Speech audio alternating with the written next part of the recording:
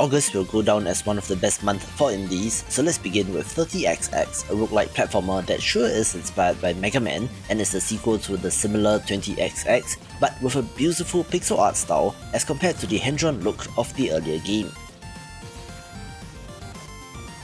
The action in this is excellent, with a bunch of different builds that you can make, varying in weapons, armor, and even usage of boss powers, which again is in line with Mega Man.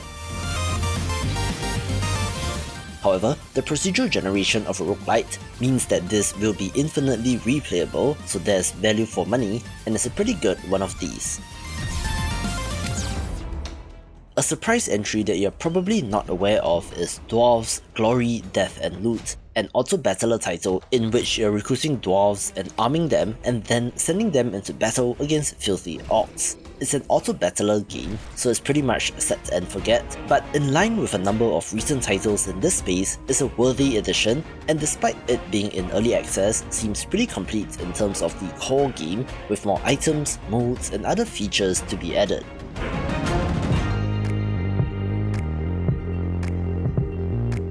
They've done it again. I was admittedly a little harsh on this title when I first covered it, since Sengoku Dynasty is essentially reskinned Medieval Dynasty, so much so that the publisher of this game was actually the developer on the other one, and they have passed on their experience and knowledge into this game. This is a first-person simulation title in which you're managing and expanding villagers in feudal Japan, having to go out and hunt as well as fight and defend your village, while also having to chop trees, mine, craft and more. I had a feeling that this would be popular given how insanely successful Medieval Dynasty was, but shudder to think about the sheer number of these currently in development, of whether we'll get Viking Dynasty, Chinese Dynasty, Roman Dynasty and more.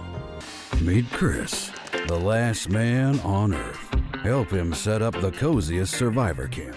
Another decent success from last month is I Am Future, a self-styled cozy apocalypse survival game where you play as seemingly the last human in a post-apocalyptic flooded world, now having to scavenge for resources, fish, and perhaps figure out what happened to the world. It nails that survival game loop of getting resources, upgrading, and then being able to venture out a little further to get new resources and so on. There are some light automation elements, since you can build robots to help with certain activities, and there is of course the intriguing central narrative of finding out what happened. It is a nice alternative to the more combat-focused survival games, so if you're in the mood for a cozy game, this is one to check out.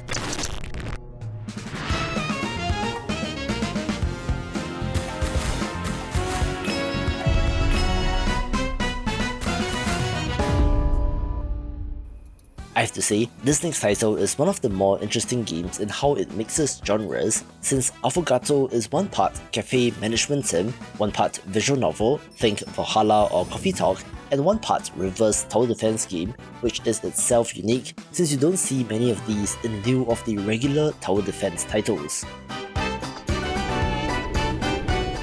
In the more gameplay portion, you are leading a party of characters into a maze within a character's mind, delving into their Persona 5 style in order to help them get rid of their demons, having to choose your path carefully as well as strategically time the playing of cards, making it one of the more interesting releases of the year, not to mention the absolutely awesome art as well.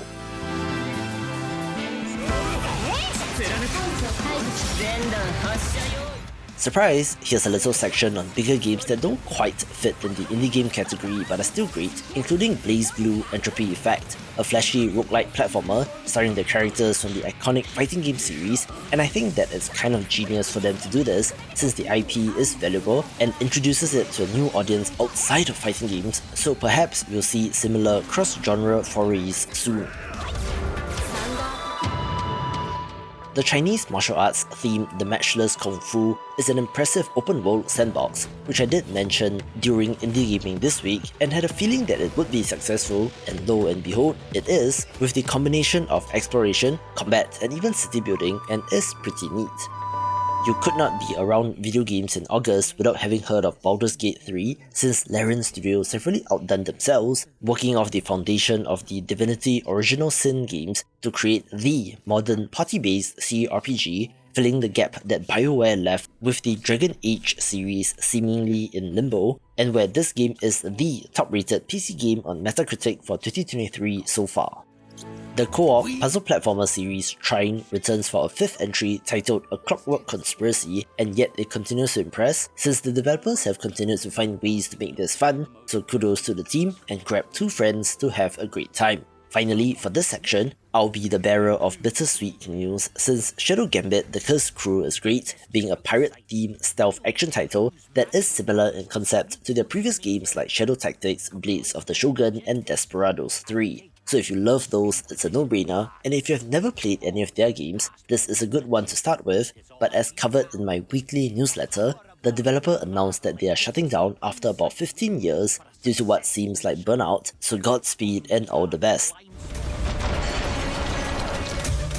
Let's get right back into things with Turbo Overkill, a title that I just covered in my previous video, and needless to say, this all-action boomer shooter is fantastic. It is set in a cyberpunk world in which the hometown of our hero has been taken over by an AI, so it is up to Johnny Turbo to blast through enemies to save the day. I love how much of a throwback this title is in terms of the visuals and gameplay, having lightning-fast traversal and gunplay, not to mention the sheer absurdity of weapons and vehicles, including chainsaw legs, which chop off enemy legs when you do a running slide, and I've seen some of you mention that this is your personal game of the year so far, so that is high praise.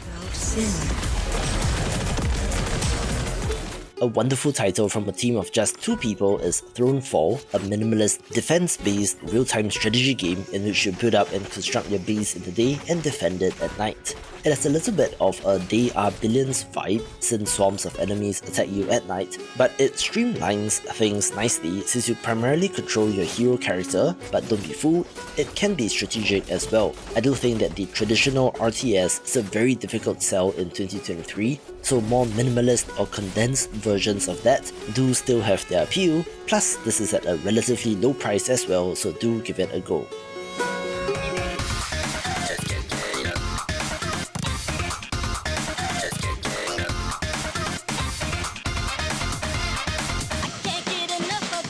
Oh my god, I'm so pleasantly surprised with the reception to Bomb Rush Cyberpunk since this stylish 3D action platformer immediately evoked Jet Set Radio when it was announced and has not disappointed in nailing exactly what they're going for.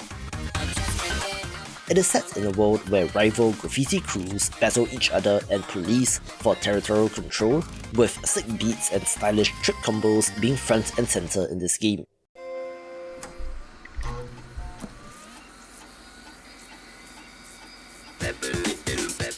You play as a graffiti writer who lost his head and memories, now joining up with a crew to take over and perhaps recover his head. The minute-to-minute gameplay does involve quite a bit of platforming and traversal, but the city of New Amsterdam is worth exploring, along with a slick, stylized look, and I'm just happy that there's room for something like this in 2023.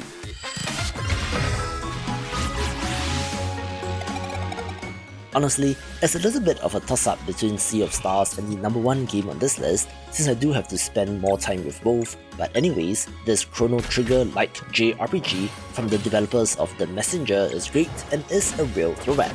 It has beautiful pixel art, an active turn-based combat system like the Mario and Luigi RPG games, and a, at least so far, stereotypical good versus evil type of story, but what is there is well made. For the most part, it is as expected, so I'm waiting for a twist, but old school JRPG fans, this one's for you.